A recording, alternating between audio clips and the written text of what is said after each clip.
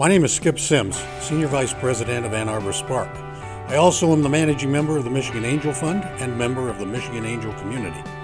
It Takes Money is a series of podcasts featuring angel investors and experts who offer insight on how to invest in startups. In these podcasts, we'll discuss the many aspects of angel investing and why they're choosing to invest in Michigan.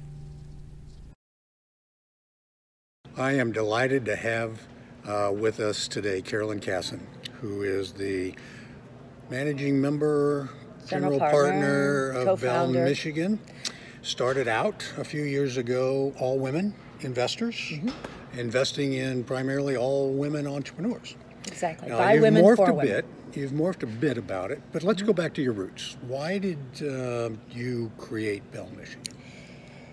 So I was an entrepreneur for the first 30 years of my professional career and built 4 different companies, exited the last one, and felt like it was a pretty rough way to go, that raising money was pretty hard. I wasn't very good at it.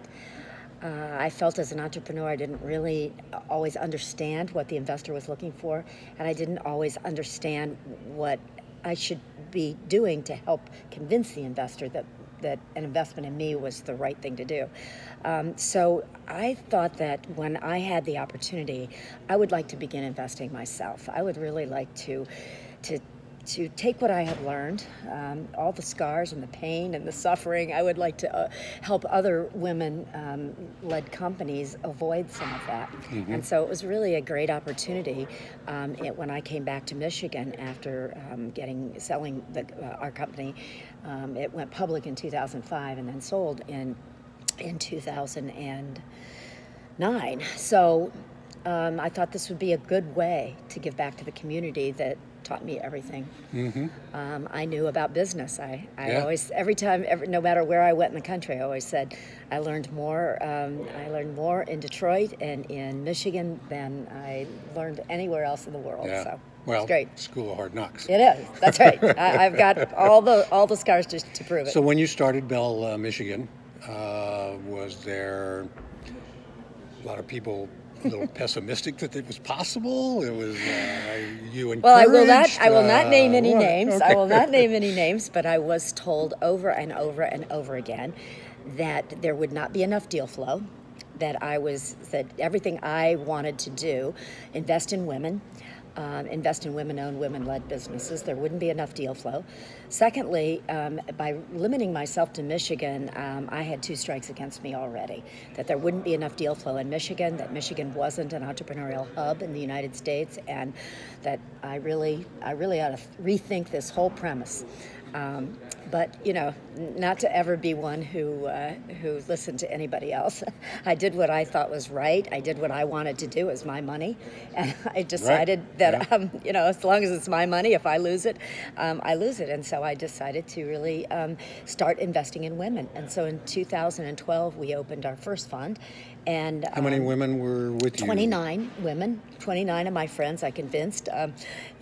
God bless them. I convinced them to invest alongside me, and a couple of other women who we formed the general partnership of that fund, and we did pretty well. We've had now 3 exits in that first fund. It was a very small fund, and we've got 2 or 3 more to go. And I think we're going to be a 50-50 fund. I think about 50% of those businesses are going to exit and return money to the investors, and then about 50% of them probably will go away. Right. So we thought that was that's pretty. Yeah, that is good. Yeah, that is good. And so then this past year, we started the Bell Michigan Impact Fund.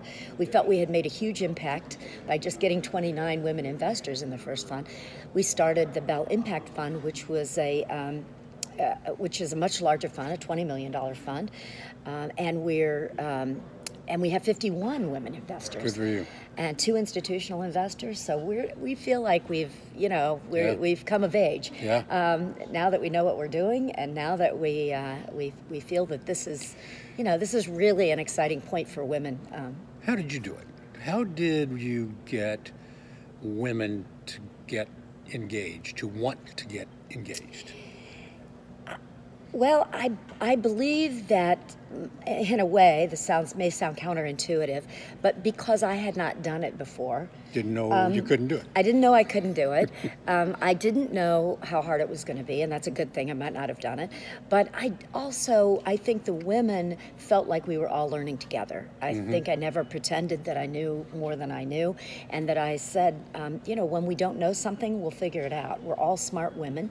All 29 of us had excelled in our careers, had made a lot of money, and wanted to use some small percentage of it to reinvest, not only in women, but to reinvest in Michigan. So there's a little bit of a mission aspect to this, I think. We want the world to be a different place for the next group of women that come behind us. So that's how I think we convinced them. We simply said, we won't pretend we know something we don't know. Right. We'll get to know people like you who are smarter than we are and have done it longer than we have, and we'll listen to them. We'll still do it our own way, because I think women do think differently. I think women approach problems differently. I think we solve problems a little differently. And so we've kind of created our own parallel universe, I call it, where women can come and we help them mature as entrepreneurs, and we help them get their early funding so that they can go out into the big world and compete, and they compete extremely well.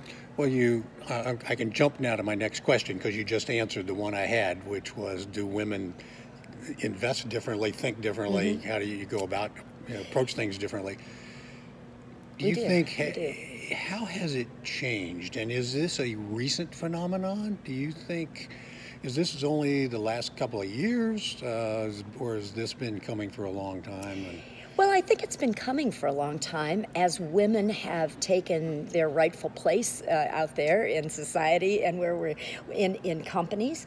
I was the first woman to lead, a company in my space and I was kind of an early adopter of thinking that you could do I was in the hospice business, thinking that you could do it in a for-profit.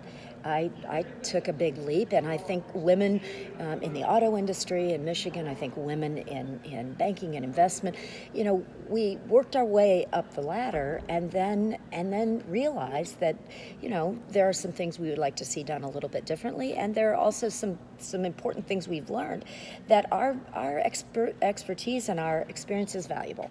And so I think investing for women is the most exciting thing you can do.